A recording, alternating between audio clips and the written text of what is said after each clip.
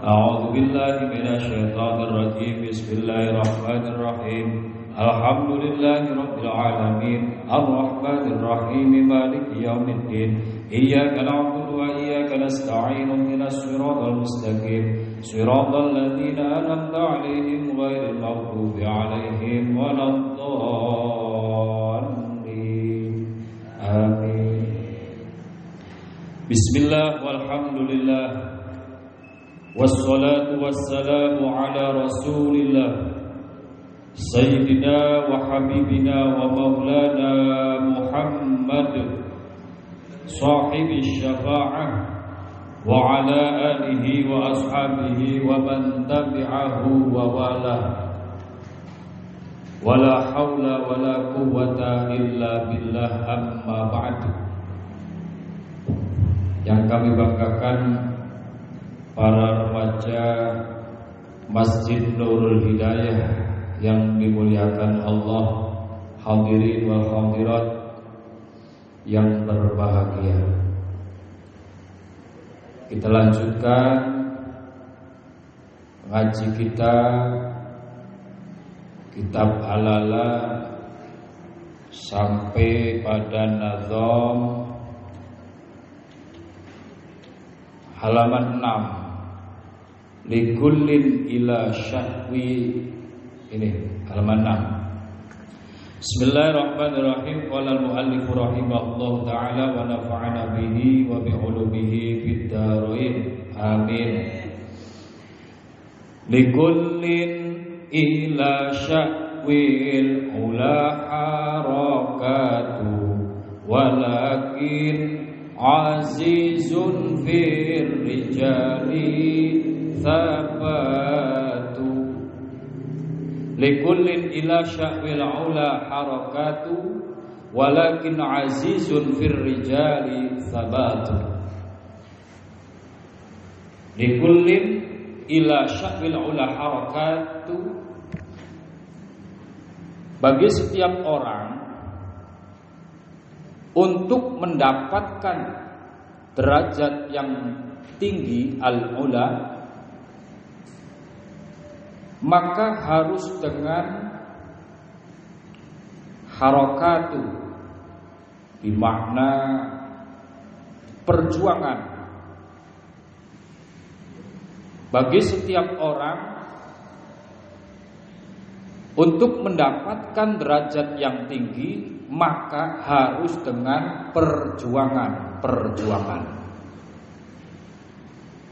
Walakin azizun fir rijali thabatu.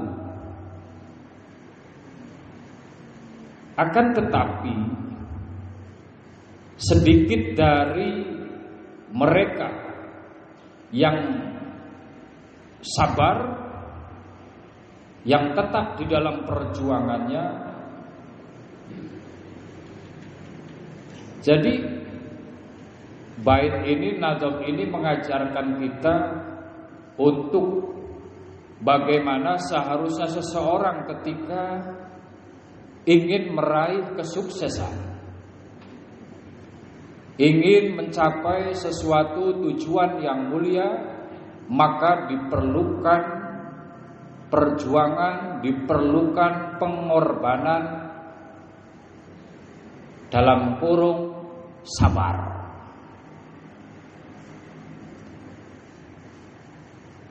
Setiap perjuangan, setiap tujuan yang ingin kita lalui, maka kita harus punya kunci, harus punya modal yang namanya sabar. Banyak orang gagal dalam meraih sebuah tujuan sebab dia tidak memiliki sifat kesabaran yang baik. Sehingga perjuangan-perjuangan yang telah dilakukan itu sia-sia. Dia akan gugur di dalam perjuangan itu sendiri. Sebab apa? Sebab tidak ada sifat sabar, tidak ada ketabahan di dalam dirinya, tidak ada kesabaran. Sehingga apa yang dilakukannya itu mudah menyerah, mudah berkeluh kesah, mudah mundur teratur dari wong zaman kini. Ketika dia sudah merasakan kemalasan, sudah merasakan kebosanan, sudah merasakan keletihan, kepayahan, sehingga wislah mundur teratur. Maka kaitannya konteks di dalam mencari ilmu dibutuhkan satu pengorbanan, perjuangan yang kuat, sehingga seorang penuntut ilmu tersebut akan berada di jalan di mana dia akan meraih kesuksesan. Maka kata Bang Haji Roma Irama, itu mengatakan apa? Pengorbanan pasti dibutuhkan dalam setiap perjuangan. Berjuang demi kebenaran, berjuang demi keadilan, berjuang demi cita-cita, berjuang demi cinta.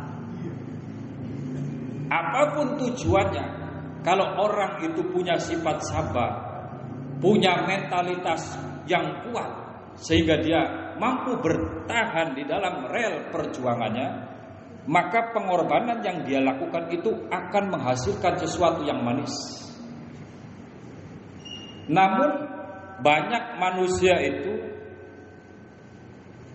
seringkali dia meletakkan kesabaran itu di awal-awal saja, kemudian dia menyerah. Akhirnya perjuangannya itu gugur. Maka seorang pelajar, bagaimana dia harus menuntut ilmu, seorang santri harus terus mengaji, itu dibutuhkan kesabaran, ketelatenan, keuletan. Step by step, tahap demi tahap dipelajari semua. Walaupun banyak sekali rintangan, godaan, entah itu dari temannya, dari lingkungan sekitarnya, yang menggoda agar seorang tersebut malas untuk belajar.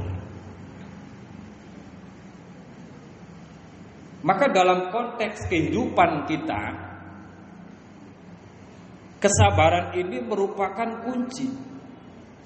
Kesabaran ini merupakan password seseorang untuk membuka jalan kesuksesan. Tidak mungkin seorang itu akan sukses, akan berhasil meraih tujuan seandainya dia tidak memiliki sifat sabar. Karena sabar itu merupakan kunci kesuksesan sejak zaman Nabi, sejak zaman Rasulullah Shallallahu Alaihi Wasallam. Kesabaran merupakan permata, mutiara bagi mereka orang-orang soleh, berhasil mencapai puncak tujuan daripada dia diciptakan menjadi manusia, yaitu beribadah kepada Allah. Maka kita sedikit mempelajari bagaimana sih sebetulnya sabar itu, kenapa menjadi sangat penting dalam kehidupan kita,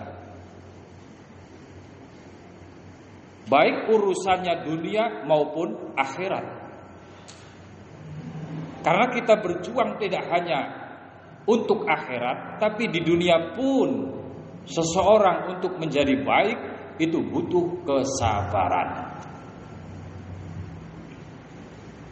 Maka sabar itu adalah menahan diri dari keinginan, menahan diri dari keinginannya demi atau menuju sesuatu yang baik atau lebih baik.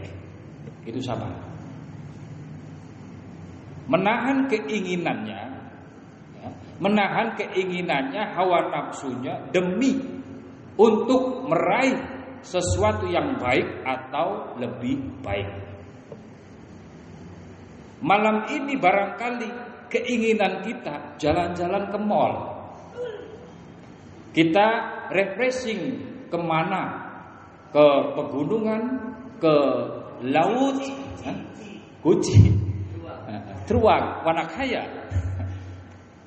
Tapi atas dasar kesabaran yang kuat, kita hadir dalam satu majelis yang mulia, kita datang ke masjid untuk bersama-sama zikir, bersama-sama sholawat kepada baginda Nabi Muhammad sallallahu alaihi wasallam, dan juga kita belajar bersama bagaimana untuk mempersiapkan bekal diri kita untuk menghadapi tantangan kehidupan kita.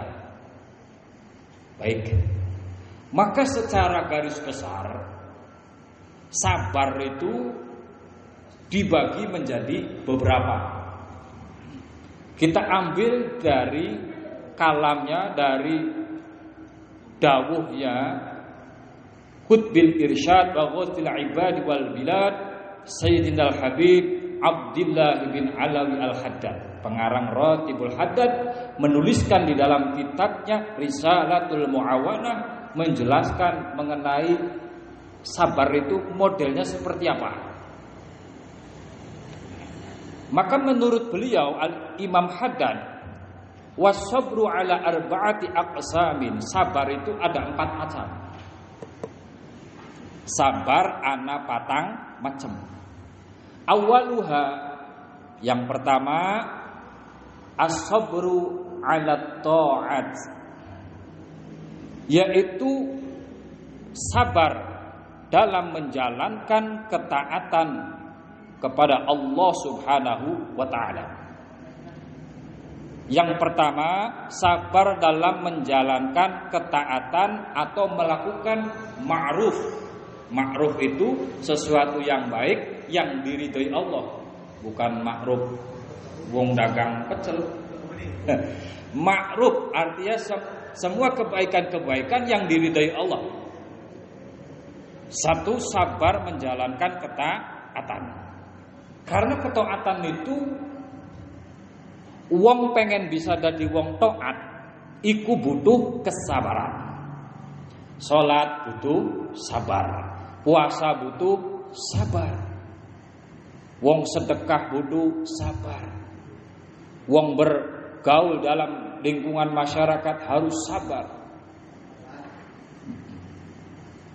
Orang puasa kalau nggak sabar, seandainya ada seorang itu puasa nggak sabar, maghribnya jam 6, kurang 5 menit dia sudah makan. Dia bilang apa? Lah kader kacak setitik. Kayak sedih batal. Disabar dikanti 5 menit maning baikku. La ilaha illallah.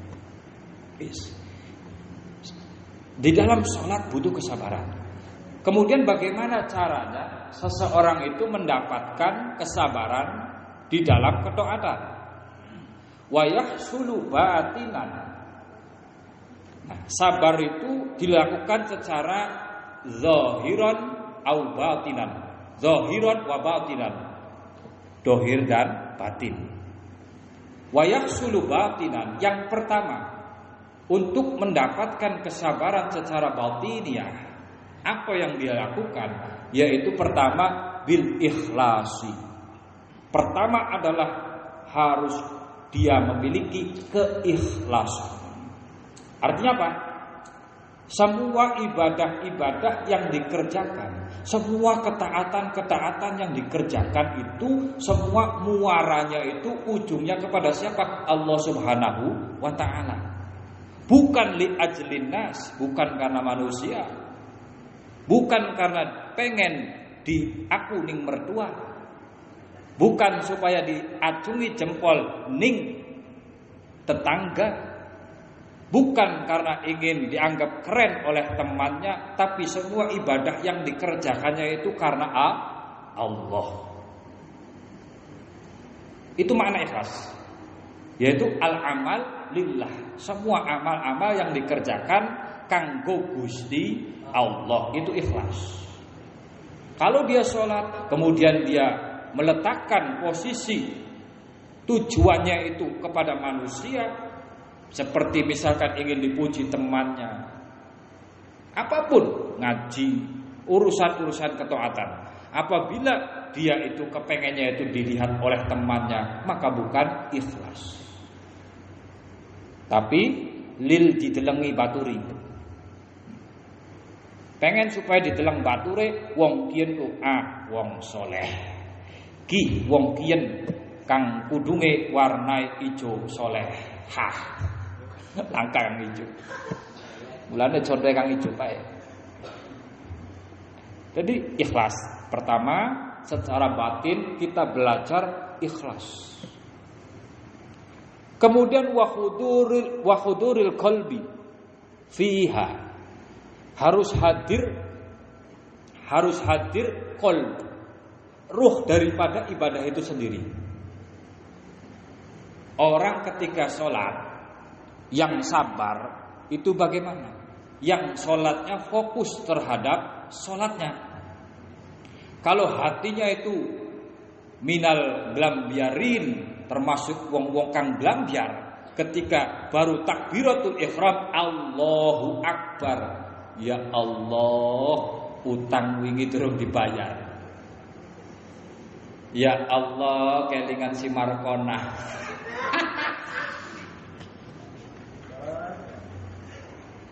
Lamunan model mengkonon, hatinya itu dia tidak menghadap terhadap apa yang sedang dikerjakan. Lagi sholat pikirannya pasar, lagi sholat pikirannya gerage mall. Kalau terjadi semacam itu, maka ini ibadah kropos, nggak ada ruhnya. Nggak ada ruhnya, nggak ada esensinya, nggak ada isinya, sebab hatinya tidak hadir. Maka kita belajar sabar itu, sabar dalam ketaatan itu, matur kesuwun. Kita hadirkan ruh ibadah kita. Secara hati kita sedang sholat, berpuasa, bahwa hati kita hadir, kita sholat. Kalau hati kita masih kemana-mana, berarti belum sabar sholatnya. Dia belum bisa menjalankan ketaatan itu dengan kesabaran. Wa dhahiran, secara zahir apa yang dilakukan seorang itu untuk menuju atau menghasilkan, mendapatkan sabar dalam ketaatan, yaitu kata Imam Haddad biluzumiha waddawami 'alaiha, yaitu dengan cara dia terus menjalankan ketaatan itu, alias jangan bosan. Kita misalkan ngaji, jangan bosan, terus kita kerjakan, kita tetapkan itu sebagai rutinitas. Kalau kita sendiri tidak mau mendawamkan, kita tidak mau mendirikan kegiatan tersebut dengan penuh kekonsistenan, keistiqomahan, maka kita akan merasa bosan alias tidak sabar. Jadi kita terus-menerus kerjakan. Kita sekolah dari kelas 1, kelas 2, kelas 3, kelas 4 terus itu. Jadi ada ikhtiar zahirnya. Kalau zahirnya aja nggak mau mendatangi satu ibadah tersebut, mana mau bisa dia memiliki predikat sabar. Baik, singkat awal. Waddukhuli biha binasyat wal ityan biha 'alal wajhil masyru'. Kemudian dia tampilkan kegiatan itu, dia lakukan ibadah itu dengan penuh semangat, binasyat. Dengan semangat, sholat harus bersemangat. Mulai dari berwudunya semangat, kemudian lanjut terus sampai sholat itu penuh dengan semangat. Kapan waktunya mengangkat tangan, dia harus angkat tangannya. Walaupun hukumnya sunnah mengangkat tangan, tapi dengan penuh kesemangatannya dia bilang Allahu Akbar. Aja Allah. Pengen marani bakar banyak wudu jerengkayang, lemes temen. Pengen wudu kan abot, tapi wis bagian. Jadi harus tampilkan kita itu kalau untuk menuju kesabaran di dalam ketaatan bersemangat. Saat sekolah bersemangat. Apa motivasinya? Bagaimana cara memotivasi diri kita agar zahiran wa batinan itu tercapai? Maka kata Imam Haddad, wa yab'atsu 'ala hadza sabri dzikru ma wa'adallahu 'ala fi'li ta'as minats thawabi ajilan wa ajilan. Yaitu yang mendorong kita untuk melakukan itu apa? Coba kita ingat apa yang telah Allah janjikan terhadap ketaatan yang dilakukan itu. Pahala yang didapatkan daripada amalan tersebut, baik yang kontan di dunia maupun di akhirat nanti. Seperti kita bagaimana supaya sabar di dalam sholat, kita ingat bahwa Allah menjanjikan kepada orang-orang yang melakukan sholat. Orang-orang yang melakukan sholat, dia taat menjalankan sholat, Allah berikan pahala yang besar. Kita ingat itu. Apa motivasinya? Kok kamu tiap hari membaca surat Yasin? Motivasinya apa? Motivasinya sebab kata ulama mengatakan ketika orang itu rajin membaca Yasin, surah Yasin, maka baginya pahala berupa apa? Oh, berupa Allah kabulkan hajatnya, Allah tolak dia daripada bala bencana. Itu motivasi yang menjadikan kita sabar, karena ada tujuan. Jadi kira-kira yang saya kerjakan akan mendapatkan apa? Itu sebagai cara untuk menghasilkan, untuk mendorong motivasi kita agar mampu berlaku sabar. Memang begitu syariatnya yang diperbolehkan. Ketika orang bersolawat, motivasinya apa? Oh iya, sebab saya mengharapkan syafaat nanti di yaumil qiyamah.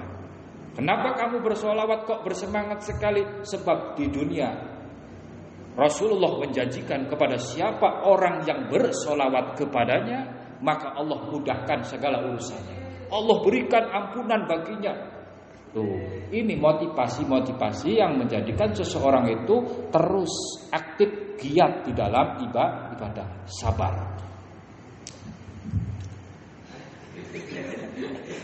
Itu masih panjang ini.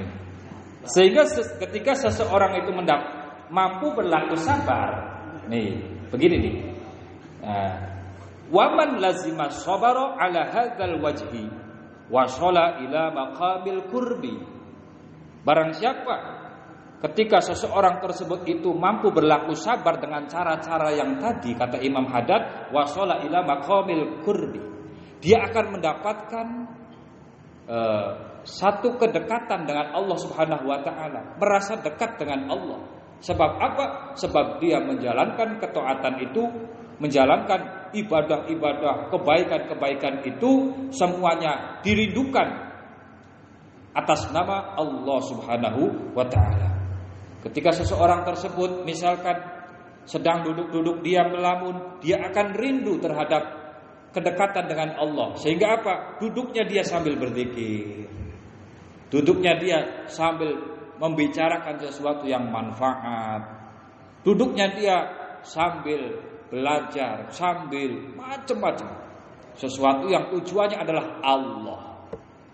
Wa hunaka yajidu fit ta'at minal halawah wal ladzat wal unsi. Dan makom kedekatan dengan Allah ini yang akan menjadikan seseorang itu mendapatkan manisnya, lezatnya ibadah. Kalau manusia itu sudah mampu bersabar atas ketaatannya, maka setiap ibadah yang dia kerjakan itu akan merasakan manisnya. Senang sebab dia melakukannya dengan penuh kesabaran. Bahagia ketika seorang tersebut melaksanakan sholat, bahagia setelah membaca Al-Quran, bahagia setelah bersedekah, bahagia setelah silaturahim, dan amalan-amalan yang lain. Apabila orang itu mampu bertahan, bersabar atas dirinya menjalankan ketaatan, maka dia akan merasakan manisnya ibadah. Memang itu butuh latihan.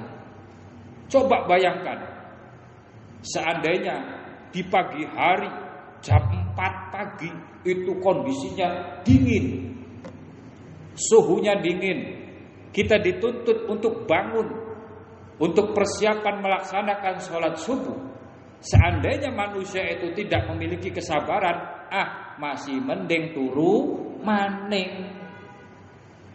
Tapi ternyata walaupun jerengkayangan, walaupun bari gocelan, gramang, tekaning bak.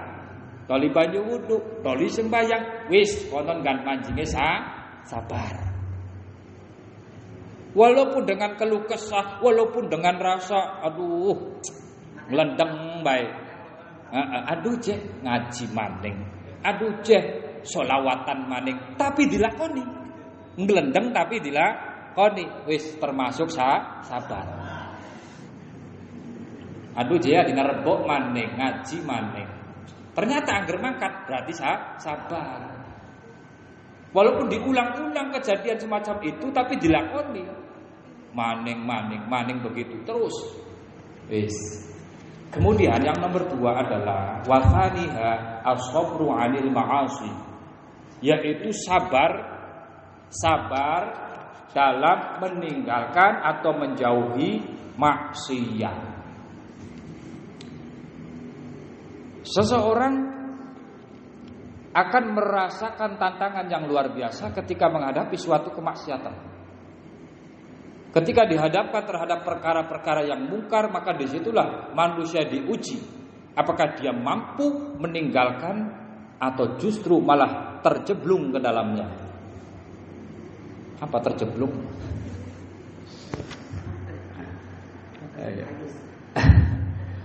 Kemudian caranya bagaimana? Wa yahsulu zahiran, secara zahir bistinabiha wal bu'di an madzanniha, yaitu yang pertama adalah caranya dengan action kita secara zahir, dengan cara kita menjauhi perkara tersebut, menjauhi perkara maksiat tersebut.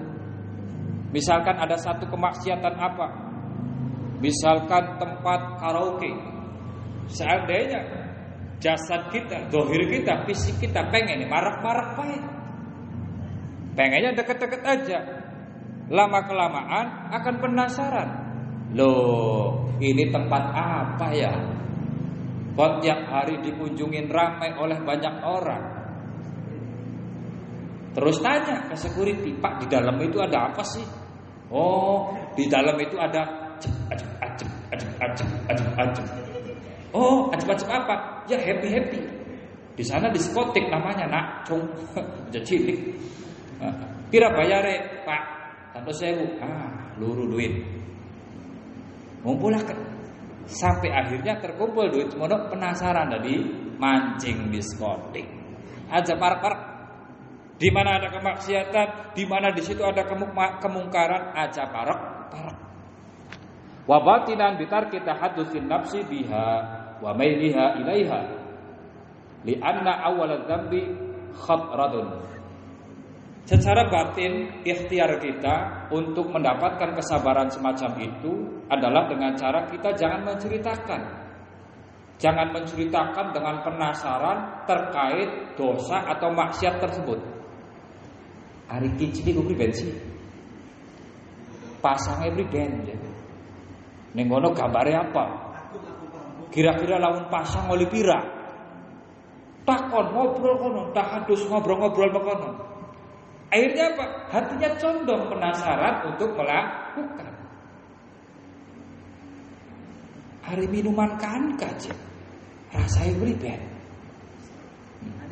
Di sana setannya masuk, kan kegendul kang ana gambar jenggote kaji. Itulah awalul dzambi khatratun, sehingga dari penasarannya dia menceritakan kemaksiatan, kejelekan akan terbesit di dalam hatinya untuk melakukan hal semacam itu. Akhirnya coba-coba dari sedikit terus lakukan, jadilah hobi. Iya. Jadi balik maning. Jadi untuk kemaksiatan. Ini lebih berat daripada menjalankan ketaatan. Orang mampu melakukan atau mampu meninggalkan satu maksiat itu lebih baik daripada sholat sunnah 1000 rakaat. Karena apa? Meninggalkan maksiat hukumnya wajib, sedangkan sholat sunnah ya hukumnya sunnah. Maka tantangan seseorang untuk meninggalkan maksiat, baik itu dosa-dosa kang cilik atau naudzubillah kang gede, itu butuh kesabaran untuk menghindari itu semua. Di saat teman-temannya, teman sepergaulannya itu mengajak, ayo sih melu kita wis enak, pokoknya enak, enjoy, pokoknya sih enak. Kalau kita sudah ke sana, dunia milik kita. Kita lupa semua PR, lupa semua kerjaan-kerjaan yang membingungkan, yang merepotkan. Pokoknya ayo happy. Akhirnya katut ketarik sama temannya. Berat. Kanan kiri kita di mana-mana terjadi. Ibaratnya itu, kata para ulama mengatakan bahwa dunia sekarang itu, dunia akhir zaman itu ibaratnya kita berjalan ke depan ana beling, ning pinggir ana beling, ning buri ana beling, ning dindi ana beling.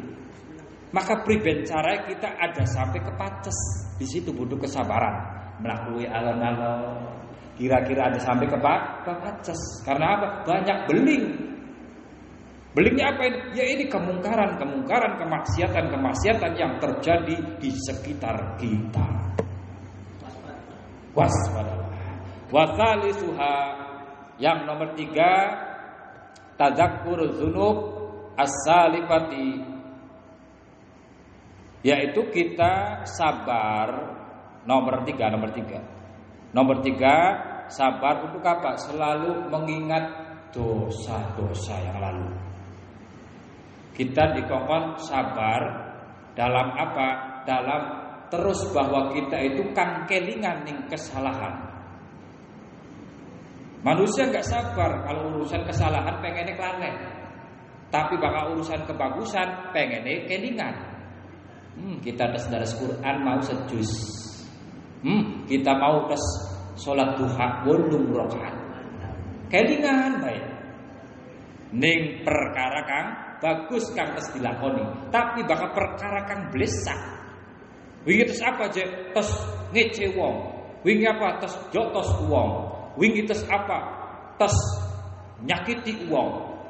Tes ngece wong. Lalen. Setitik. Wen si je khilaf, aku khilaf.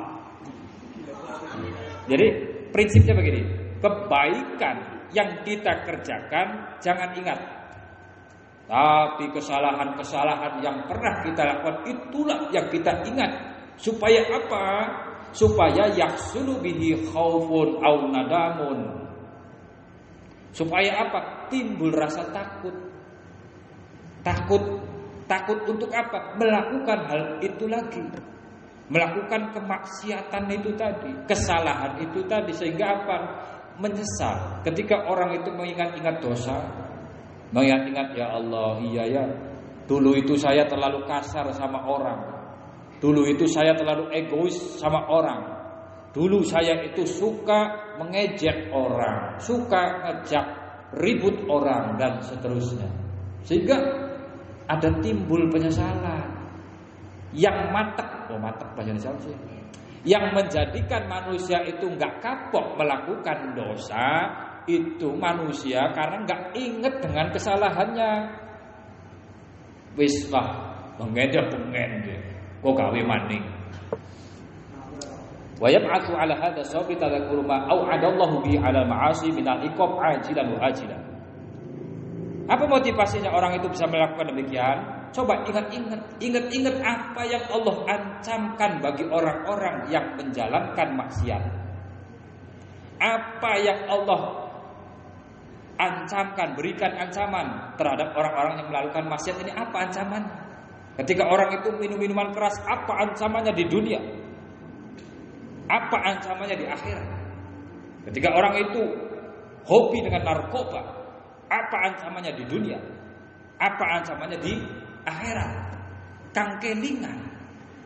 Orang itu ketika melakukan satu kesalahan, satu dosa, itu karena lupa atau dia tidak mengetahui bahkan terhadap balasan kelakuannya. Sehingga apa? Enak-enak saja, enjoy aja. Enggak tahu dia sebab dia, mohon maaf, melakukan tindak narkoba. Sehingga apa? Otaknya konslet. Sehingga apa? Rusak pola pikirnya, mentalitasnya rusak. Itu baru di dunia, belum di akhirat nanti. Belum di akhirat nanti. Sebab apa? Mereka orang-orang yang, mohon maaf, senengane minum khamr, itu bagi dia di akhirat akan sengsara. Bahkan apabila sebelum bertobat kemudian dia meninggal, maka dia sekalipun dia akan masuk surga, tapi dia dibanet oleh Allah, atau dibanet, diperboden untuk apa? Meminum telaga Kausar. Yang apa? Ketika seorang itu minum telaga Kausar tersebut akan merasakan kelezatan yang luar biasa, gak pernah haus selamanya. La yatma'u abadan. Orang bakal haus selamanya ketika orang itu meminum telaga yang ada di surga. Tapi seandainya dia sebelum meninggal tobat, ya biasa, udah bersih semua. Yes. Jadi itu. Kemudian yang nomor 4, as-sabru 'alal makarih, sabar terhadap apa yang tidak disukai, yang sesuatu yang tidak enak. Wahia nau'ani, ada dua. Al-awalu ma yahsulu minallah bila wasitatin, yaitu yang pertama sabar terhadap tadi apa? Sabar terhadap sesuatu yang tidak disukai atau yang dibenci. Satu, datang dari Allah, yang tanpa perantara. Seperti apa? Misalkan kal amrod, sakit, lagi sakit, orang ini mampu nggak sabar. Sakit itu kira-kira datang dari siapa? Allah, bukan dari makanan, bukan dari minum. Sakit itu hakikatnya dari Allah.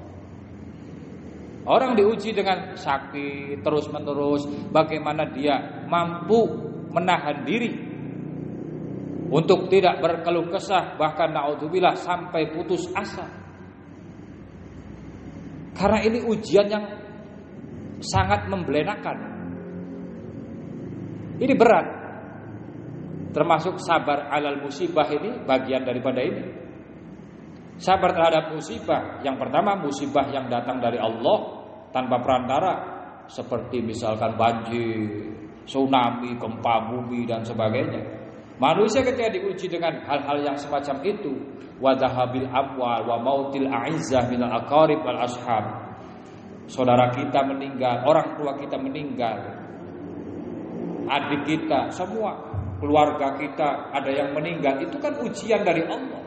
Mampu gak manusia itu bersabar atas ujiannya, ditinggalkan oleh orang tuanya? Apakah setelah meninggalnya mereka itu kita kemudian berkeluh kesah, Rasulullah, ya Allah, Gusti Allah jahat, Gusti Allah jahat, 15 ning enak masih cilik, ya Allah, umurnya masih 7 tahun, punjul 10 tahun, enak nembe balik. Masa iki bapae nok dicabut nyawae, engko dikit ya Allah, tegel-tegel temen, isun ditemen ning Gusti Allah, Gusti Allah jahat. Kan ada orang semacam itu sampai marah semacam itu. Yes. Wa yahsulu batinan bitarkil jazaa. Nah, caranya itu secara batin kita jangan mengersula.